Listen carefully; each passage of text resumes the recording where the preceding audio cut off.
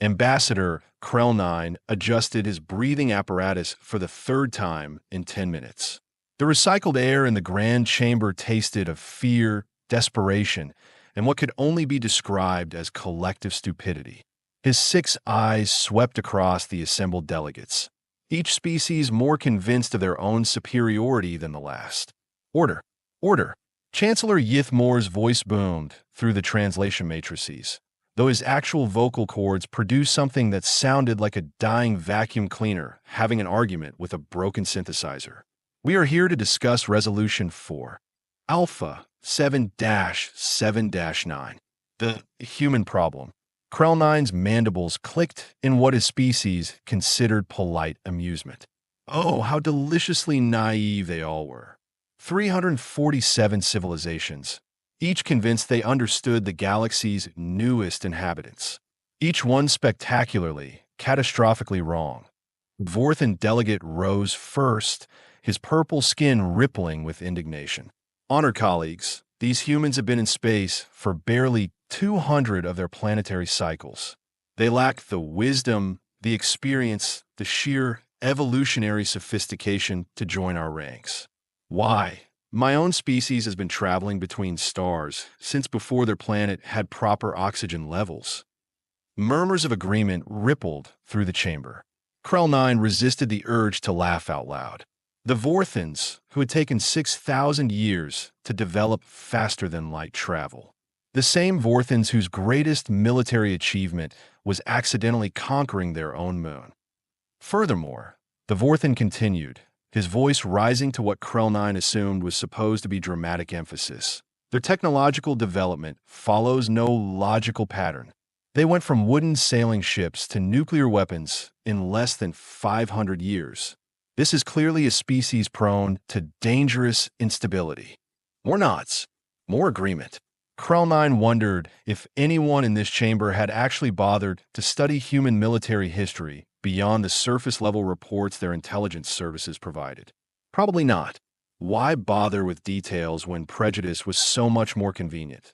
The Zelkari representative floated forward, her gaseous form shifting colors in what her species used for emphasis.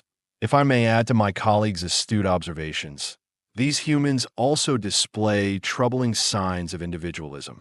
Their governments cannot even agree among themselves. How can we trust a species that cannot achieve basic planetary unity? Krel-Nine's translator helpfully noted the irony that the Zelkari had been locked in a civil war for the past 2 millennia, but he kept that observation to himself. Let them dig their own graves with their own ignorance. Chancellor Yithmore gestured with 2 of his lesser appendages. The chair recognizes Ambassador Krel-Nine of the Nexari Confederation. Finally, Krel-Nine rose slowly, deliberately. His people had not survived 47 galactic wars by being hasty. Honor delegates, I must confess myself puzzled by this discussion. The chamber fell silent.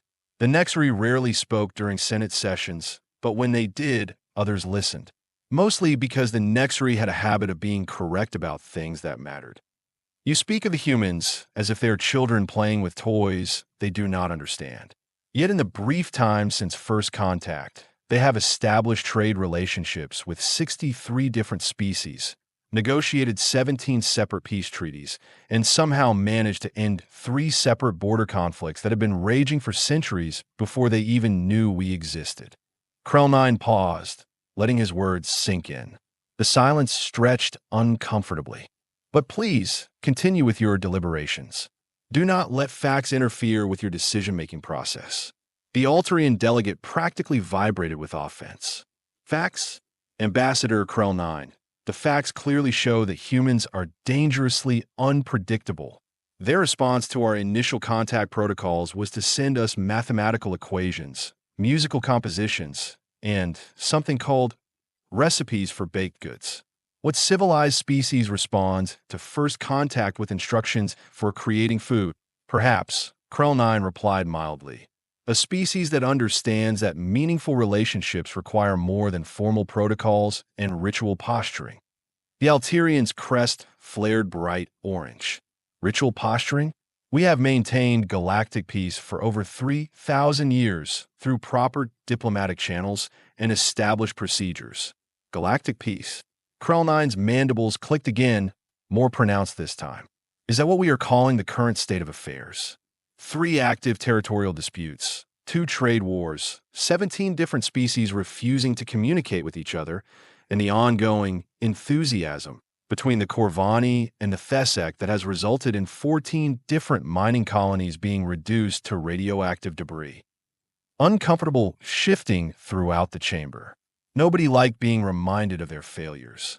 But surely, interjected the Corvani delegate, his metallic voice ringing with practiced indignation, you cannot suggest that these upstart humans could somehow improve upon thousands of years of established galactic governance.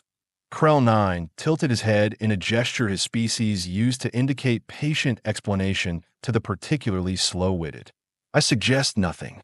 I merely observe that in the 18 months since official first contact, human mediators have successfully resolved more interspecies conflicts than this body has managed in the past 50 years. Through unorthodox means, protested the Thesek representative. Their negotiation techniques violate every established principle of proper diplomatic procedure. Yes, Krel-Nine agreed pleasantly. They have this troubling habit of actually solving problems rather than discussing them endlessly. Chancellor Yithmore attempted to restore order as several delegates began speaking at once. The cacophony was impressive, even by Senate standards. The question before us, the Chancellor announced once the noise subsided, is simple. Do we grant humans full membership in the Galactic Senate, or do we maintain the current observer status indefinitely? The Vorthan delegate rose again. A move that we not only deny full membership, but revoke their observer status entirely. These humans are clearly not ready for galactic civilization. Seconded. Of course it was seconded. Krel-Nine watched the proceedings with the detached fascination of someone observing a particularly elaborate form of species-wide suicide. Any objections to the motion? Krel-Nine considered speaking again, considered explaining exactly what they were about to do and what the consequences would be. Then he decided against it. Some lessons could only be learned through experience, and this particular group of delegates seemed determined to gain that experience the hard way. The vote was called. 312 votes in favor of complete expulsion, 34 abstentions. 1 vote against Krel-Nine's lone dissent was noted for the record. The motion carries. Chancellor Yithmore announced with obvious satisfaction. Ambassador Hartford will be informed that humanity's observer status is hereby revoked, and that further communication with the Galactic Senate will not be welcomed. As the session concluded and delegates began filing out, chattering among themselves about their great victory, Krel-Nine remained in his seat. He activated his personal communicator and began composing a message to his government. Priority Alpha transmission to Nexri High Command. Subject: Strategic realignment recommended. Message begins: the fools have done it. Human expulsion vote successful. Recommend immediate implementation of Protocol 77 Alpha. The humans will not remain isolated for long, and when they return, they will not be coming back as supplicants. End message. He sealed the transmission and sent it through quantum channels, bypassing the Senate's communication networks entirely. Then he gathered his materials and headed for the exit. Ambassador Hartford was waiting in the corridor outside, her expression carefully neutral. The human diplomat had observed the entire proceeding from the visitors' gallery, as was her right as the current observer representative. Congratulations, she said as Krel-Nine approached. You're the only one who voted against expulsion. Krel-Nine paused. Ambassador Hartford, may I offer you some advice? She nodded. When your people learn of this decision, they will be angry. Some will counsel patience. Others will demand immediate retaliation. Neither approach will serve humanity's long-term interests. He leaned closer, his voice dropping to barely above a whisper. Your species has a remarkable talent for adaptation. Use it. The galaxy has just made clear that it does not wish to deal with humanity as equals. Perhaps it is time to consider alternative approaches to galactic citizenship. Ambassador Hartford's smile was small but genuine. "Thank you for the warning, Ambassador Krel-Nine. And thank you for your vote." "Do not thank me yet," Krel-Nine replied. "I voted against expulsion not out of friendship, but out of self-preservation. My people have studied human history extensively. We know what happens to those who underestimate your species' capacity for creative problem-solving." 3 days later, as news of the Senate's decision reached Earth, Krel-Nine received a response to his transmission. Protocol 77 Alpha had been approved. The Nexary Confederation was officially withdrawing from all military cooperation agreements with Galactic Senate members, effective immediately. The humans had been expelled from galactic civilization. The galaxy was about to learn the difference between isolation and preparation. And Krel-Nine, despite his species' reputation for stoic calm, found himself genuinely excited to see what would happen next. After all, the last time a major galactic power had made the mistake of underestimating humanity's response to rejection, the resulting conflict had lasted 37 years and ended with 3 different species learning humility the hard way. This time, there were 346 different species involved in the decision.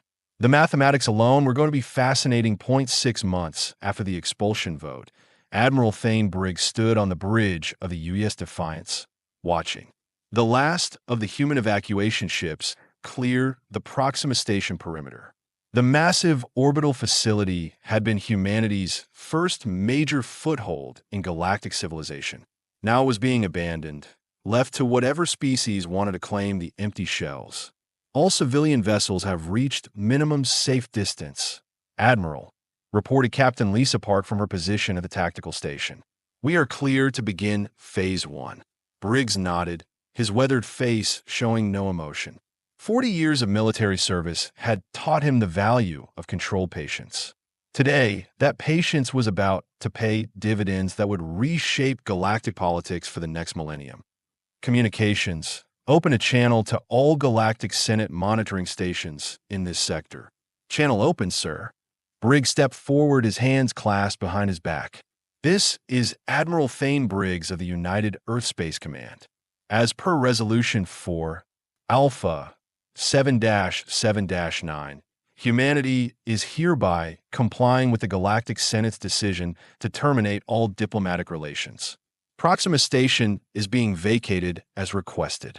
He paused, allowing the translation matrices throughout the sector to process his words. "However, I feel obligated to point out that the Senate's resolution specifically expelled humanity from galactic civilization. It said nothing about prohibiting human activities in unclaimed space." His smile was razor-thin. "How fortunate for us that the galaxy contains so much unclaimed territory." The transmission cut off. Briggs turned to his crew, his expression shifting from diplomatic courtesy to predatory satisfaction. "Execute Prometheus Protocol. All ships, all sectors, simultaneous activation." Across 17 different star systems, human vessels that had supposedly been conducting routine evacuations suddenly revealed their true purpose. Massive construction ships that had been dismissed as simple transports began deploying orbital platforms. Mining vessels that appeared to be carrying civilian refugees activated military-grade sensor arrays. Exploration ships started broadcasting claim beacons on previously uncharted worlds on the bridge of the Defiance. The tactical display lit up like a festival celebration. Red dots representing human assets appeared throughout local space, each one marking a strategic position that had been carefully planned and prepared over the past 6 months. "Phase 1 complete," Captain Park announced. "All assets deployed and operational. We now control 17 key navigation points, 43 resource-rich systems, and 6 major hyperspace junction nodes." Briggs nodded approvingly. "Excellent. Signal the second wave. Begin Phase 2. Meanwhile, in the Grand Chamber of the Galactic Senate, Chancellor Yithmore was experiencing what his species euphemistically called a clarity episode, but which other species recognized as a complete mental breakdown. "What do you mean they control the Kepler junction?" he demanded, his voice cracking with disbelief. "That hyperspace node services half the commerce in this sector." The Altarian military attaché shifted uncomfortably. Our long-range sensors show multiple human installations throughout the region. They appear to have been constructed during their supposed evacuation period. Constructed? The Vorthan delegate's purple skin had gone an alarming shade of gray. How is that possible? We monitored their fleet movements constantly. Ambassador Krel-Nine, who had remained silent during the increasingly panicked discussions, finally spoke. Perhaps because you were monitoring their fleet movements, not their actual activities. Humans have this fascinating tendency to accomplish multiple objectives simultaneously. The Corvani delegate's metallic voice rang with outrage. This is clearly a violation of galactic law.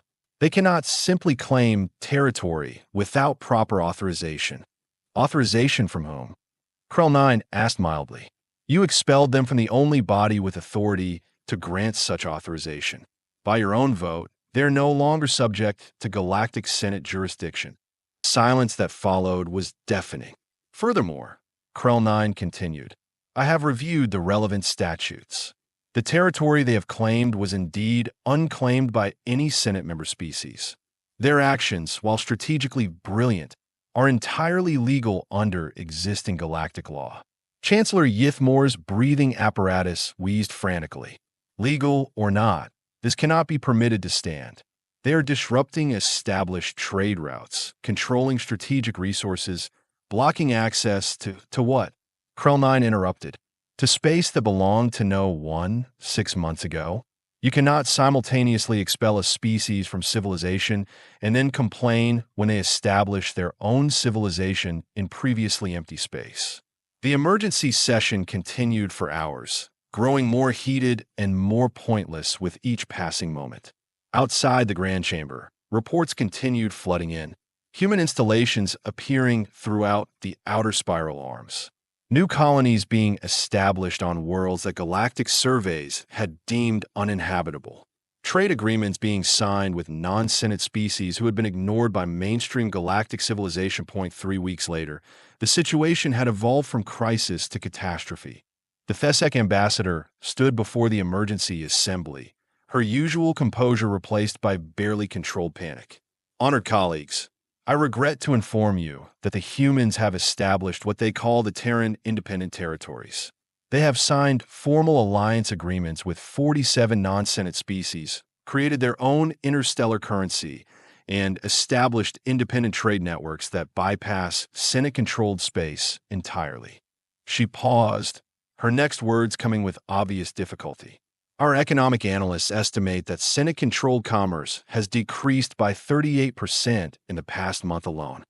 Uproar, shouting, several delegates demanding immediate military action. Chancellor Yithmore restored order with considerable effort. The chair recognizes Admiral Zektor of the Combined Fleet Command. The Regellian admiral rose slowly, his 4-meter height dominating the chamber.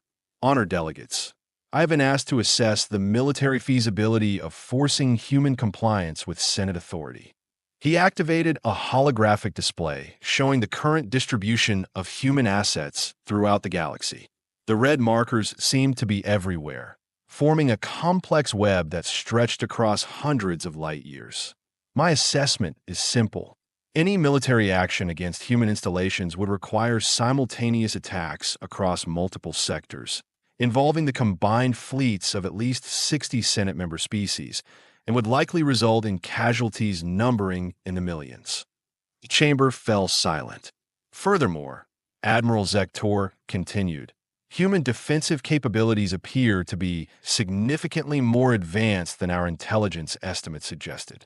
Their installations are protected by shield systems we do not recognize, weapon platforms that exceed our technological standards, and sensor networks that provide them with comprehensive monitoring of all fleet movements within their claimed territories. The Vorthan delegate found his voice first. How is that possible? 6 months ago, they were barely capable of interstellar flight. Admiral Zektor's expression was grim. 6 months ago, we were not paying attention to their actual capabilities. We were paying attention to what they chose to show us. Ambassador Krel-Nine stood up slowly. If I may be permitted an observation, Chancellor Yithmore nodded wearily. You are all acting as if this situation came as a surprise, as if humanity's response was unpredictable and unprecedented. Krel-Nine's mandibles clicked in what his species used to indicate patronizing amusement. Have any of you actually studied human history? Blank stares. Of course. When the British Empire attempted to control American colonial trade through taxation without representation, the Americans responded by establishing their own nation and defeating the most powerful military force of their era. When various Earth governments attempted to suppress human expansion into their own solar system, private corporations simply built their own space infrastructure and made government control irrelevant. Krel-Nine gestured toward the holographic display, still showing human territorial claims. Humans have a documented pattern of responding to exclusion by creating superior alternatives to whatever excluded them. You voted to exclude them from galactic civilization, so they built their own galactic civilization, one that appears to be more efficient, more inclusive, and significantly more profitable than the one you represent. The Altarian delegate's crest flared with desperate defiance. We cannot simply accept this. The Galactic Senate has maintained order for millennia.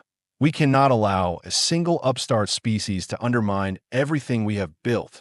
Everything you have built, Krel-Nine replied quietly, was apparently so fragile that one excluded species could replace it in 6 months. Admiral Zektor cleared his throat. There is one additional factor the Senate should consider. Our intelligence networks report that several Senate member species have opened diplomatic channels with the Terran Independent Territories.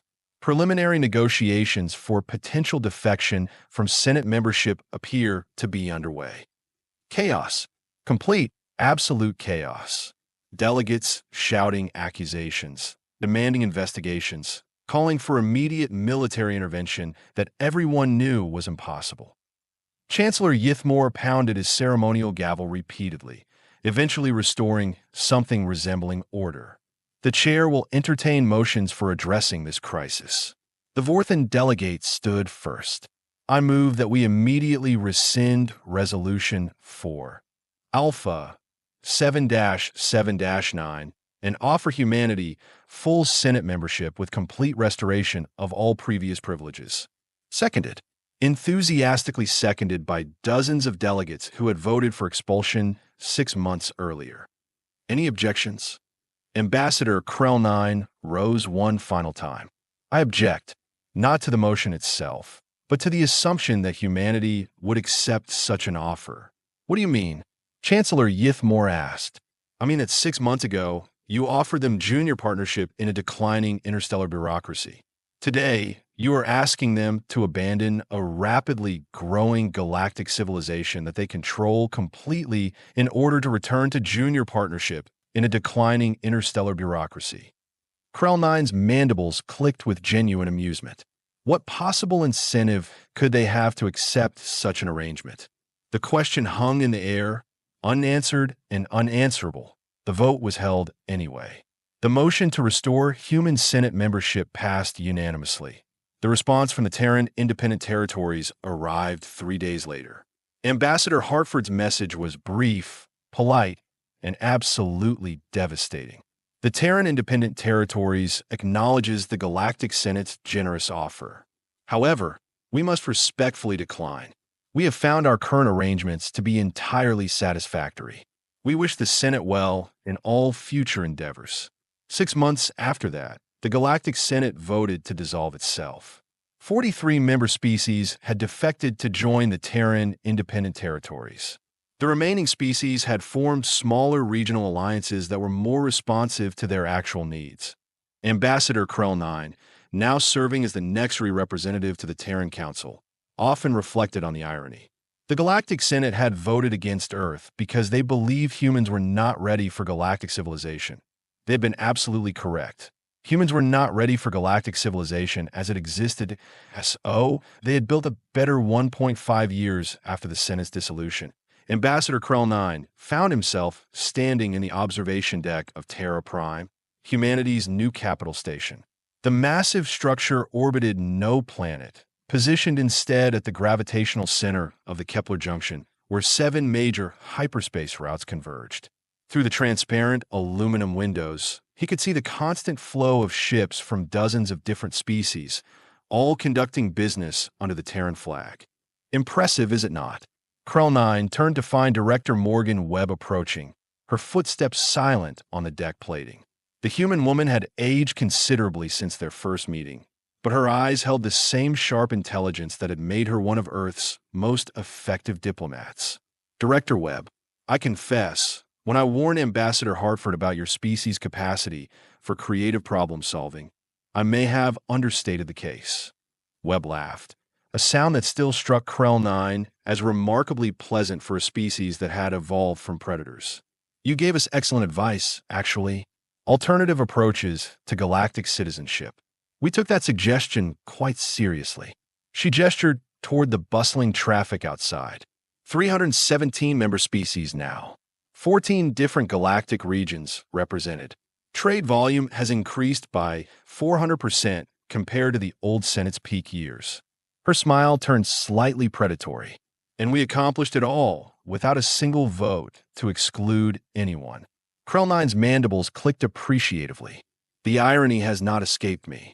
The Senate expelled humanity for being too young, too inexperienced, too chaotic. Yet the Terran Territories have achieved in 5 years what the Senate failed to accomplish in 3 millennia. Well, Webb said thoughtfully, we had certain advantages they lacked, such as we were not burdened by 3,000 years of precedent telling us why things could not be done. Their conversation was interrupted by a soft chime from the station's communication system. Director Webb, you have an incoming priority transmission from the Andorian cluster. The Zelkari remnant is requesting emergency mediation services. Webb sighed. The Zelkari.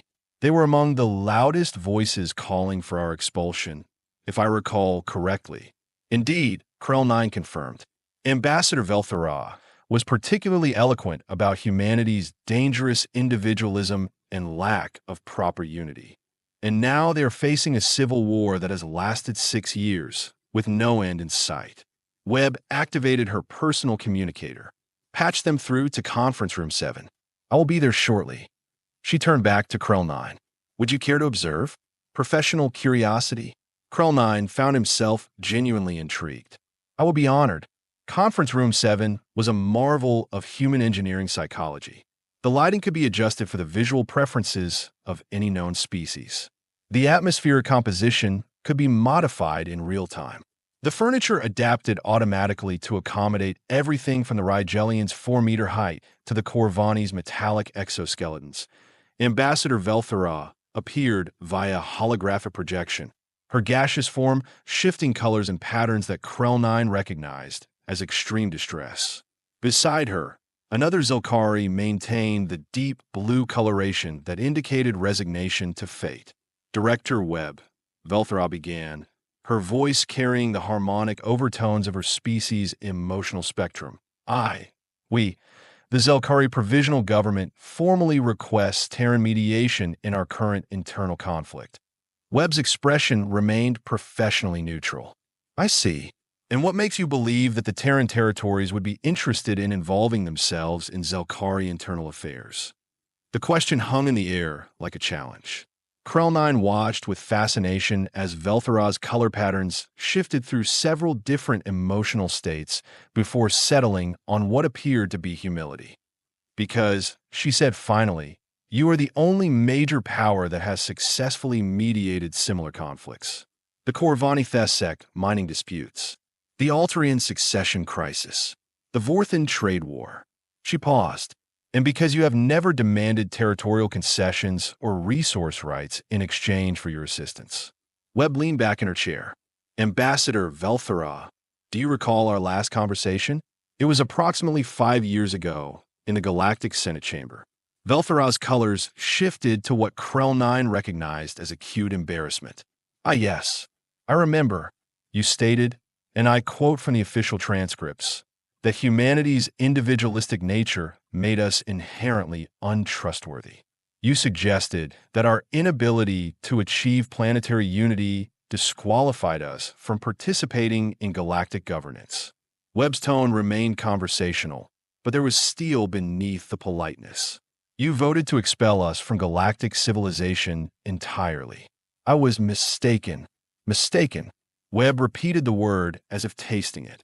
Ambassador, with respect, your mistake has cost the Zelkari approximately 40 million casualties over the past 6 years. It has destabilized 3 entire star systems. It has created a refugee crisis that spans 17 different sectors. Krel-Nine watched the interplay with growing admiration. This was not revenge. This was education. However, Webb continued, the Terran Territories does not base policy decisions on past grievances. We are prepared to offer mediation services, subject to our standard terms. Any terms, Veltharos said quickly. We accept any reasonable terms. Webb activated a holographic display showing a standard Terran mediation contract. Full neutrality for all Terran personnel involved. Complete transparency of all relevant information from both sides of the conflict. Acceptance of binding arbitration for final resolution.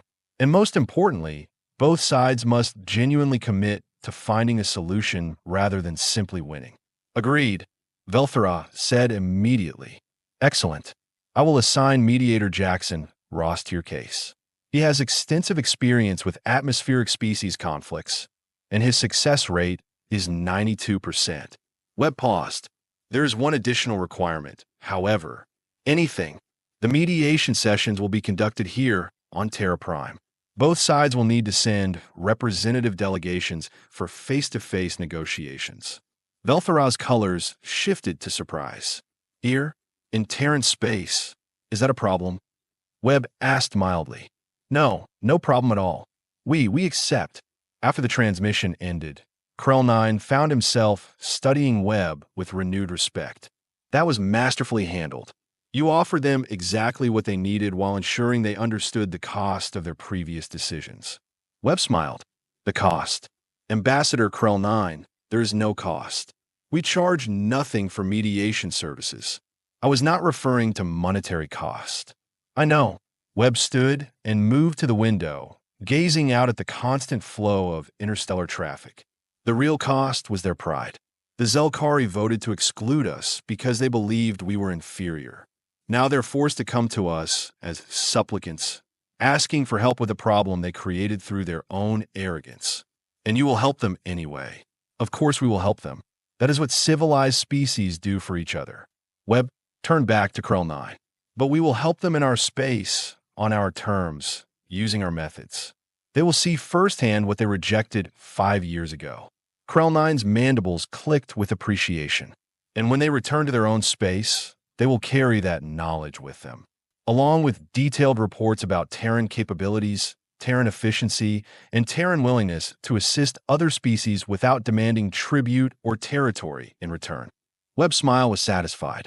We do not need to conquer the galaxy, Ambassador. We simply need to demonstrate that there is a better way to manage galactic civilization. Over the following weeks, Krel-Nine observed the Zelkari mediation process with growing fascination. The human approach was unlike anything he had witnessed in 4 decades of diplomatic service. Rather than focusing on legal precedents and established procedures, the Terran mediators worked to understand the underlying causes of the conflict. They brought in economists to analyze resource distribution problems.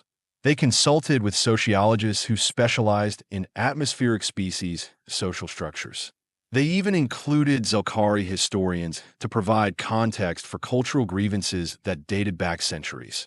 Most remarkably, they treated both sides of the conflict as if their concerns were equally valid and worthy of serious consideration. This is extraordinary, Krel-Nine mentioned to Mediator Ross during a break in the proceedings. The Galactic Senate would have spent months debating jurisdictional issues before even beginning to address the actual conflict. Ross, a tall human with graying hair and surprisingly gentle eyes, nodded thoughtfully. We learned early on that most conflicts are not really about the things people are fighting over.